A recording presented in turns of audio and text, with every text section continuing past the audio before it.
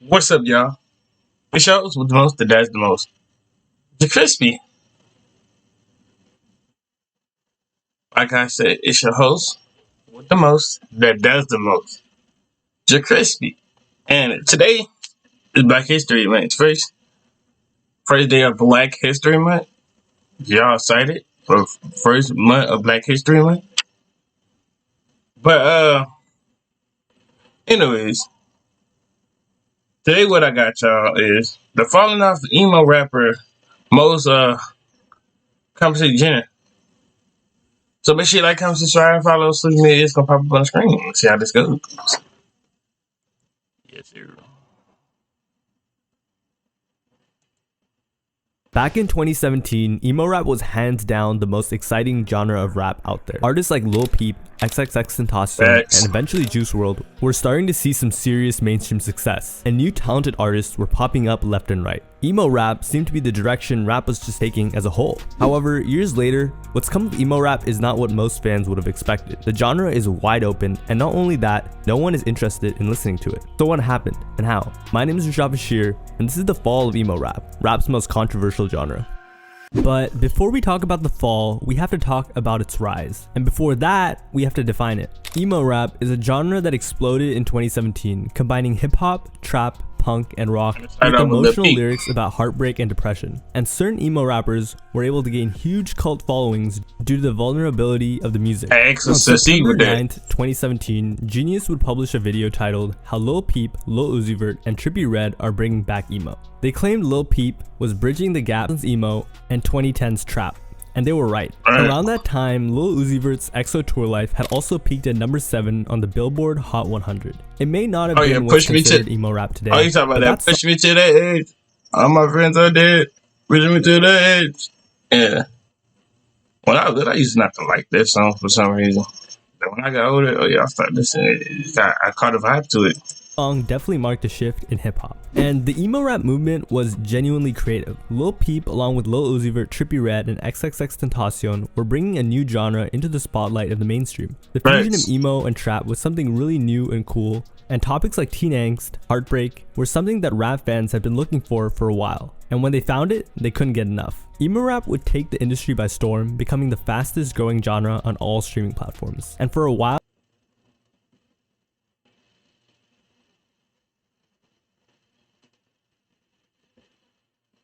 Now, see, I was just gonna let it slide because it's Black History Month.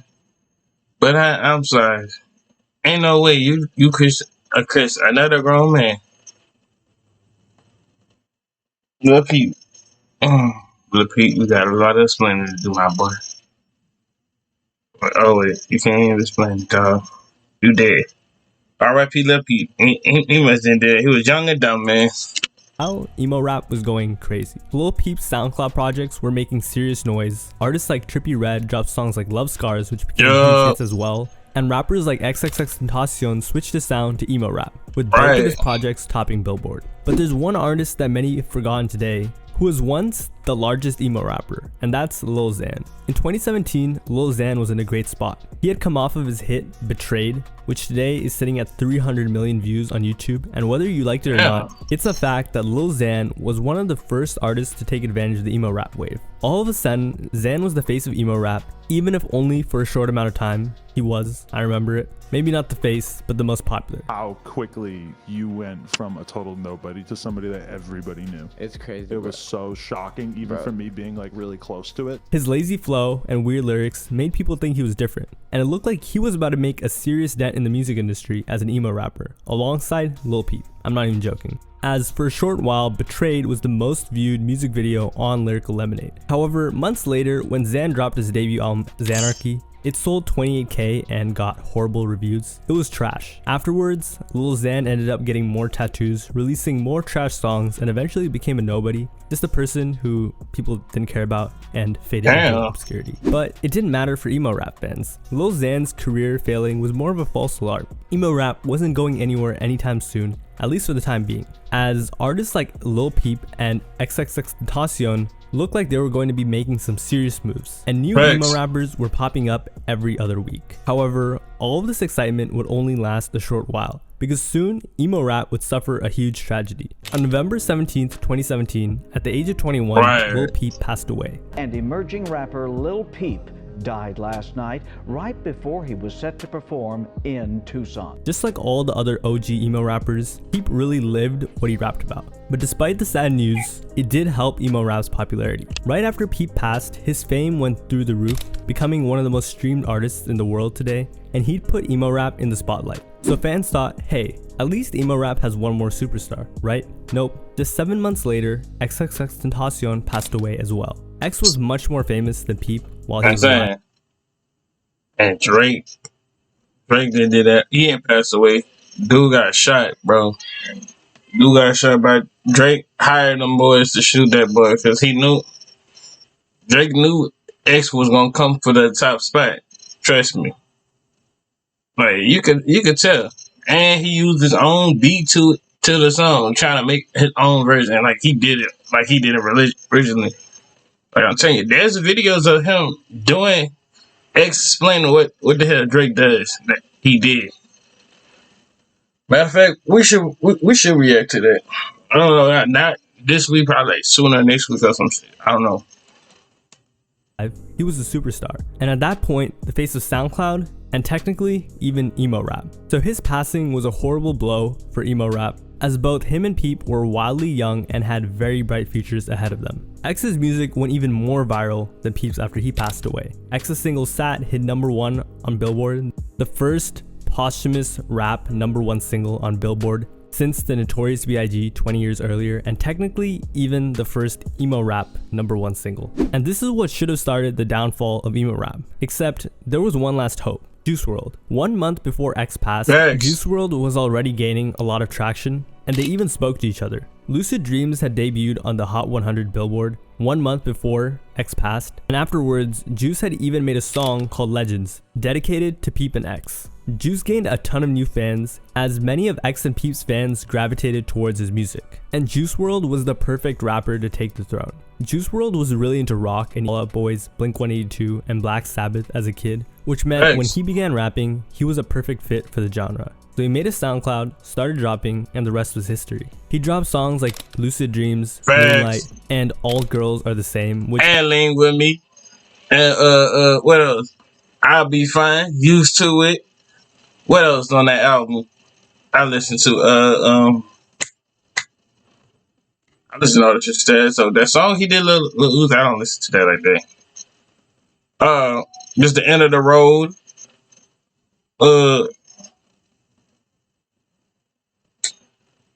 Hurt. And I think that's like most of it, really. Eventually caught the attention of Cole Bennett. The man Juice WRLD signed to, Lil Bibby, was from Chicago, the same city as Juice, and Cole Bennett was from the same city as well. So he offered to do a music video for Juice's at the time up-and-coming song, All Girls Are the Same, creating the perfect storm. Pretty soon, his song, All Girls Are the Same, was on all radio stations and everywhere you went. Lucid Dreams also got a music video, and it became even bigger, hitting #2 on Billboard. Then, his album Goodbye and Good Riddance sold 39K first week, eventually peaking at #4 at Billboard, and Juice WRLD went on a world tour. So Juice's music began blowing up, and it was clear he was a star. And the way it began was all organic, just 3 guys from Chicago showing love. In 2019, Juice's second studio album, Death Race for Love, sold 165,000. Stuck in the main. Everything in my life is that rain. My pain was going in not the same. And she the Wayne. What else on that song? The one he did with Brent, Demons. I think the demons are winning. Make Believe. Rider.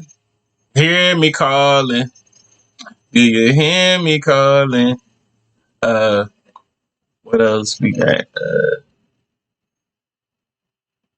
It's like, she know me well, she know me well. And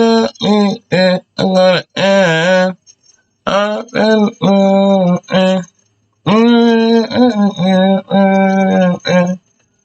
yeah, that song. And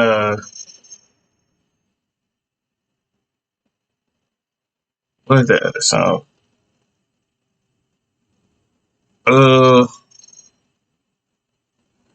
I don't know other like songs like that, but that's the songs I mostly listen to off the 1,000 album. units first week and featured some pretty big hits like Robbery. He was on the cusp of becoming one of the biggest artists in the world, and I mean, he did. Just not the way everyone would wish. A couple months before boarding a private jet, the FBI had put Juice WRLD on a watch list. Then, one day, the pilot of the jet Juice was flying on informed the police that Juice had contraband, or at least his team did. So, the police and the FBI were waiting for him when the jet landed. Juice tried to hide everything, but his plan backfired. He overdosed, and they weren't able to save him. He stopped breathing and was pronounced dead. Juice WRLD's passing was more than just a regular death. Fans resonated with him, and his emotional music meant millions would mourn his death. And with Juice WRLD gone, so was the last of the original SoundCloud emo rap wave. Juice WRLD was the first one who took emo rap to the mainstream and did what Lil Peep and XXXTentacion were about to do while they were alive. So when he left, the emo rap we all knew was no more. But even in that video I spoke about where emo rap was praised so heavily, they did end it off with this question. However, what is yet to be seen is whether this subgenre is here to stay or will peter out the way emo rock did in the late 2000s. And many music critics even believed emo rap's fall off was inevitable. But why and how? At the end of the day, emo rap is considered a trend, and I don't know if you guys are totally aware of this, but people see it as something that's going to fall off. Well, there are many reasons. The first reason is the biggest artists either passed, fell off, or stopped making emo rap. Let me explain. Literally all the largest rappers in emo rap passed away. Not living on this planet. RIP to Lil Peep, Juice WRLD, XXXTentacion, and any others that I missed. But what I'm saying, which is super unlucky and unfortunate. And for most, what came after didn't really hit the same. What I'm saying is the genre just isn't as popular anymore, and honestly, it just seems cheesy and fake. Like, I've been talking to various people about this. I just don't mess with the genre now. But there was one unintended consequence of all these emo rappers passing. You see, Lil Peep was named the future of emo rap, and months later he passed away. But Peep's passing brought a lot of attention to the genre. So did X's, and so did Juice's. So in a really weird way, the passing of Juice WRLD, XXXTentacion, and Lil Peep made emo rap huge and created a massive demand for the subgenre, just waiting to be filled. And that's when industry fans began rolling in. This time, there wasn't an artist like Juice WRLD who would have an organic come up and win over the hearts of emo rap fans. Rather, record labels who saw the massive success of X, Peep, and Juice had tried their hands at manufacturing their own versions of these emo rap superstars. And this is when I would say emo rap really died. So that year, in 2019, everyone was trying to copy the sound of Juice WRLD, Lil Peep, and X. And as a result, what was once an organic community became riddled with industry plants, a lot of them. One of the first and most popular shameless emo rap adjectives was Jumex. Jumex began blowing up in 2019 after his hit song Loner, and from the jump, it was pretty clear he was an industry plant. That song Loner was a cookie cutter scream rap song where he just starts yelling in an emotional voice. And it was really obvious he was just trying to copy XXXTentacion and Lil Peep. So fans would get straight to investigating. They found his old music, which was just Walmart Lil Peep songs, and that he had gotten signed after a video of him acting up in high school went viral. But then fans found out that his music video was also directed by ex-Odd Future member Taco, who was well known in the music industry, and that his song Loner was written by one of Lil Peep's best friends, Isla McConan, who also used to be signed to Drake. He was then exposed for begging people to make him songs because he knew he had no talent. Yeah, not a good look. A Genius interview dropped and more singles, but by then everyone knew he was an industry plant, so it was a wrap. Fans were clowning on him like crazy, and his views were dwindling. It was clear Jumex was glamorizing depression because it was trendy, not because he really felt that way, or it was actually what he wanted to put out in the world. He later collabed with Lil Xan and Travis Barker, which didn't really help since they're two people the emo rap community aren't very fond of, and was dropped from his label. But not all of the emo rappers who were planted were necessarily unsuccessful. Some made some serious waves, the most notorious being Ian Dior. Ian Dior was a rapper who began gaining a lot of attention for his emo rap songs in 2019, and for like 2 weeks, people were messing with him. Everyone was. They thought his music was good, and many people became fans. However, little did they know that Ian Dior wasn't even really Ian Dior. Let me explain. He was an artist discovered by Taz Taylor and Internet Money, who, after discovering him, made him change his name from Olmo to Ian Dior, and told him to play into the emo rap persona. And I'm not gonna lie, Ian Dior played the part perfectly. He released a handful of solo songs that would rack up millions and millions of plays, such as Emotions, Molly, and Romance 361, even receiving a P&B Rock feature. However, like I said, at the time, no one knew about his connections, but soon signs that Ian Dior wasn't an organic artist and rather an industry plant started to pop up, with fans finding some weird information. They realized that Ian Dior was a month into releasing music and had barely any followers or plays on YouTube. However, he had hundreds of thousands of plays on those same songs on SoundCloud, and all of the songs were on huge promo pages on Instagram and YouTube. On top of that, he was weirdly being promoted by FaZe Clan and Nelk, which didn't really add up at all. Once again, fans were disappointed, as they thought this wasn't another industry plant. Nope, it was just the same story all over again. From there, things got worse. The thing is, fans of emo rap could only take so much, and Ian Dior's blatant push by a record label was just met by a ton of backlash. In fact, the industry plant mockery of Ian Dior got so bad that he and his label decided to name his debut studio album, wait for it, Industry Plan. The man he was signed to said, "Ian album title is the best of the year. If people want to focus on BS instead of the music so bad, we'll call ourselves it so you can't say it anymore and you're forced to just take the music for what it is," and explain they were marketing geniuses. Also, when you Google Ian Dior Industry Plan, going forward, you won't get BS clickbait videos of people who have no clue what they're talking about. You'll get the album. Genius. Except it didn't work out like that. Ian Dior Industry Plant. Let's just see what pops up. Just, just for fun. Let's just see what pops up. Oh, my video is the first search result link. And it doesn't take a rocket scientist to understand that this wasn't met very well by fans, especially of emo rap. Even Ian seemed to be ready to embrace the title of Industry Plant, saying, "This is my way of saying I am what I am," and making people focus on the music instead of what's organic and what isn't, blurring the lines and becoming the poster boy for the Industry Plant name. The album sold 13K, which isn't bad, and in 2022, Ian Dior went #1 on Billboard with 24K golden. But since then, he hasn't been doing so well.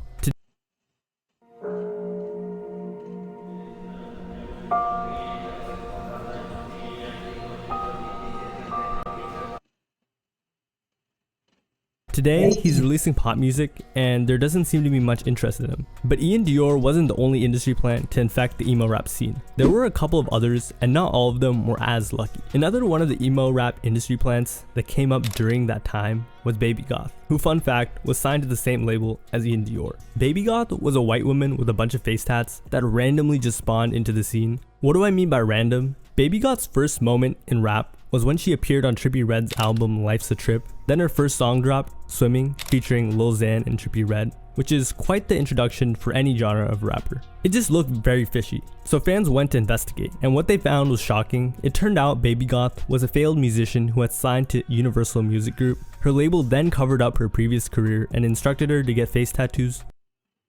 I'll be wondering what for y'all emo people like out there, nothing wrong with y'all emo people.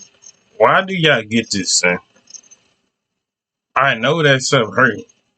And then you taking that out, I know it hurts when you try to take them luck out too. Or you just don't get regular earrings. Then getting that big old hole.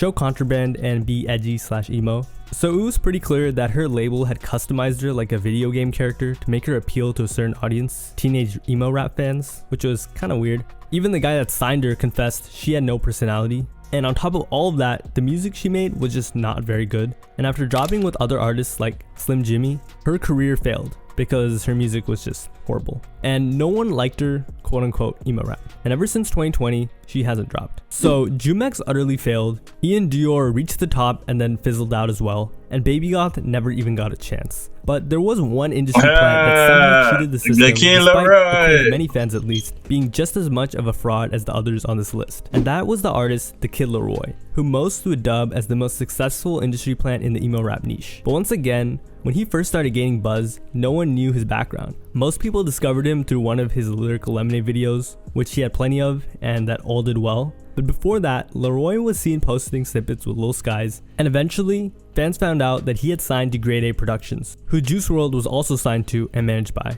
all the way back in 2019 before anyone knew who Leroy was. But randomly just popping up on Lyrical Lemonade, which at the time was the most prestigious platform you could get on as a rapper with practically no catalog, raised a lot of eyebrows. And fans weren't aware of Leroy's background at the time. So once again, they went to do their detective work, and what they found was pretty wild. It turned out the kid Leroy had ditched the person he used to make music with, and his father was big in the music industry as well. For example, Jay-Z, Nelly, Fat Joe, and more were some of the notable artists he had worked with in the past. But this wasn't even the craziest news they had found. They realized, wait a second, this isn't some really talented artist who just happened to be found by Cole Bennett. Leroy was signed under Columbia Records and Lil Bibby, who Juice WRLD was while he was alive. And Leroy and Juice even kind of knew each other while Juice was alive for a short period. However, they weren't friends like that. So it turned out that Lil Baby had made some calls and got Leroy a video on Lyrical Lemonade. Cole Bennett, who grew up listening to Lil Baby, obliged, just how he did with Juice. So what was the problem? The issue is, or was, that fans did not like how Lil Baby was using his influence he gained from Juice WRLD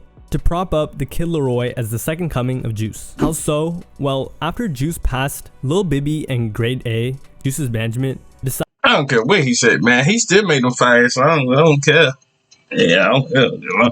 Kid Leroy still making me fire the fire I had to songs. put Leroy on a number of songs that he wasn't originally on. He wasn't one of them though. And through these Juice WRLD features, they pushed the narrative that Leroy was Juice WRLD's protege he personally mentored, which isn't exactly the truth. Like I said, they didn't know each other that well, even if they were around each other. And through some industry connections, but mostly a bunch of Juice WRLD features, Leroy had a meteoric rise, gaining millions of monthly listeners, tons of hits, and a very fruitful career. But it didn't work as well as you'd think. Sure, the Kid Leroy has become huge today, but while he was pursuing the emo rap track, Juice WRLD fans hated him with a passion. The reason? Because it was blatantly obvious that the Kid Leroy was an industry plant, and that Juice WRLD's ex-label and management were attempting to turn him into another cash cow. Just like Juice WRLD. Juice WRLD fans really hated him, by the way, openly admitting to it. He's not all that. And I think his music is alright, but he isn't on Juice's level and shouldn't even be on songs with Juice. I think agree. He ruins well, no, so the fans, wait. He's not on Juice WRLD level, but I do agree. But I disagree that he should be playing. He should be having music with Juice WRLD. I feel like he could do it like that. Juice WRLD. Kid Leroy was not an organic artist, or even really that into emo rap, and had none of the influences prior emo rappers like Juice WRLD did. He was just riding the wave. And just like that, the public quickly turned on the Kid Leroy.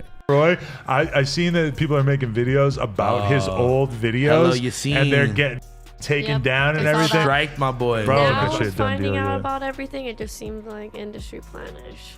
Soon after, Leroy ditched Lil Baby and Grade A to become managed by Scooter Braun and become a global pop star, so good for him. People who worked for labels and higher ups in the music industry were calling this the return of emo rap, which is just sad. But today, many of these artists, like Ian Dior and the Kid Leroy, are pop artists. And it seems like all these industry plants who call themselves emo rappers capitalize off of the void of emo rap that I spoke about earlier, got the bag, and dipped.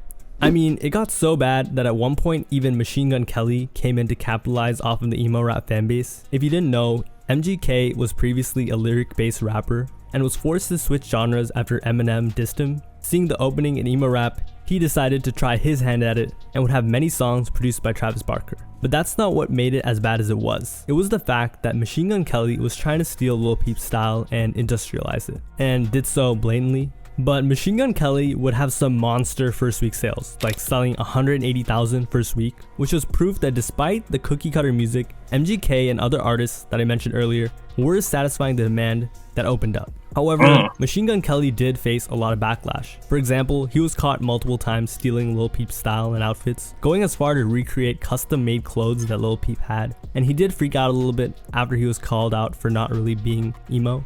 Oh my God, guys, why didn't you tell me there was a group of emo guardians on social media declaring what's emo or not, and that I didn't make the cut? Emo, emo, emo, emo, emo, emo, emo, emo, emo, emo, emo. And this was the issue with all these industry plans. They weren't being genuine. They were just hopping on the trend that was popular at the time and capitalizing off of it. It felt ingenuine, as it was clear they didn't go through the same things the pioneers did. If someone is writing your music for you, how could you be authentic? And this lack of realness is what repelled many emo rap fans away from the genre. The rappers who pioneered and popularized the genre lived their music. Rappers like Juice WRLD had serious addictions and really struggled, something that artists like Jumex, Leroy, and Ian Dior didn't. For example, when Lil Peep was 17, he became an outcast, getting his first tattoos. At the age of 13, Lil Uzi Vert started listening to My Chemical Romance and Marilyn Manson. At school, he was teased and made fun of. However, later, this became crucial to his music career, as it was why his fans related to him and felt a connection. X listened to artists like Slipknot, Sleeping Sirens, Nirvana, and The Devil Wears Prada, and they all took substances to numb the pain of everyday life and used their music as a way to cope. But artists trying to hop on the trend and fail wasn't the final indicator that emo rap had lived itself out. It was the fact that the OGs were moving away. That's something interesting about everybody and the rapping things and all that. That is very interesting.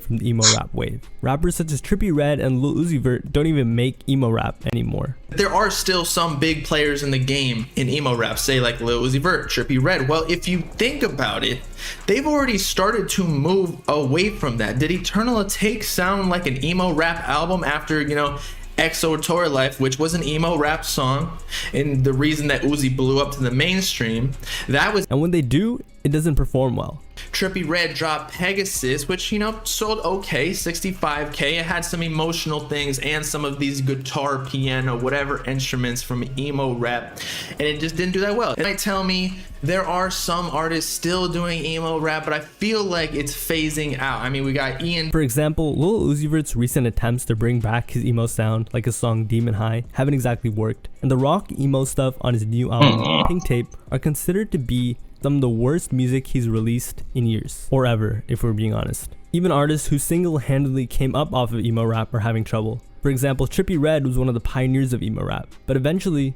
Trippie had issues as well. His projects began selling less and less, and eventually, he had one of the worst flops of his career with emo rap. So, by the end of 2021 and 2022, emo rap was basically done for, and no one wanted to listen to it. Today, it's practically gone. In my opinion, the artists that followed didn't feel like they had something to reinvent, but rather a genre to exploit, and with no innovation, it became stale and everyone lost interest. So I guess the question posed by Genius in the beginning of the video was answered, and Patrick CC was right. My name's Rashad Bashir. Thanks.